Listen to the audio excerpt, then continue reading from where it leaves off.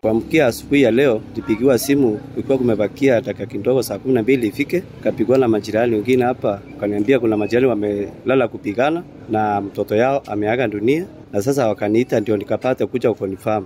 Niliweza kupigia chifu wangu na akaweza kurespondi haraka na akakuja na akapata kuaresti wale wazazi, kaita polisi. Sasa kile tumebakia tu ni DCI ndio wachakuja wakapate kufanya uchunguzi wao zaidi. Kulingana na bila jirani huyo amenipigia simu akaniambia watu walianza vituko kutoka saa 4 ya jioni ndio walianza kupigana.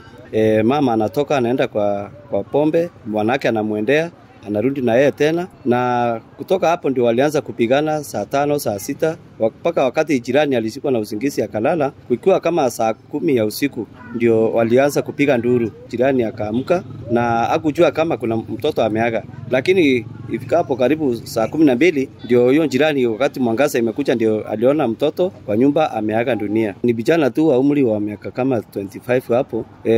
Wakati walipigana mimi nilikuangalia sijaona wakiwa wameumizana, lakini wao ni walevi sana, hata wanjitambui. Kulingana na mimi naona wakati walikuwa wanapigana ndio waliweza kuumiza hiyo mtoto, maana hiyo mtoto ni mtoto mdogo sana, membiwa walimlalia ama wakanyonga. Kulingana na vile naona juu walikuwa wanabishana juu ya mtoto, kiniambia nitakuachia. Na si ati ya kwamba hii vita ni ya leo peke yake. Kulingana na vile jirani aliniambia hapa wamepigana hata Sunday iliyopita walikuwa wanapigana na wameishi kupigana hivyo. Wanapigana wanarudiana, wanapigana wanarudiana. So ni kama imekuwa mtindo kwao. Hii jambo la kupigana sioni ikiwa jambo la maana, kwa sababu ni jambo liko na suluhu. Kama bibi na bwana wanapigana, ni vizuri kuita wazazi wakapata kusolve hii maneno, na wakiona wazazi bado hawako mbali ama hawaonekani, wanaweza ingia pale kwa ofisi ya chief na wakapate huduma pale na wanaweza kaa vizuri. Mimi kufika pale nimejaribu kuongea na baba mtoto.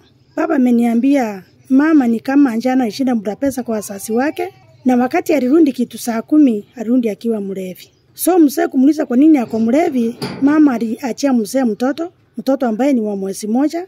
Mzee akaambia mama usiniachie mtoto, mama akarundia mtoto. Sasa mzee aliacha kanyama hapo, mama tengeneza sapa na akamwachia shilingi 200 kulingana vile mzee ameniambia. Mama alichukua ile 200 akavuka mbura pesa tena kwa wazazi wake pale, akaenda kukunywa pombe. Kurundi kitu saa 3 akakuta mzee na mtoto, sasa ndio hapo alianza kupigana. So kulingana mimi ni kama katika ile shughuli ya kupigana ni kama walilalia mtoto. Okay, wazazi wakiwa na differences na kuna mtoto mdogo, ni vizuri kwanza kama hajafika kwa area manager ama kwa assistant chief, ni kwanza afadhali waita wazazi both sides, wazazi waweze kutatua ile msoso. Na wazazi wakishindwa wanakuja kwetu, because kazi yetu kubwa ni kuweka familia pamoja.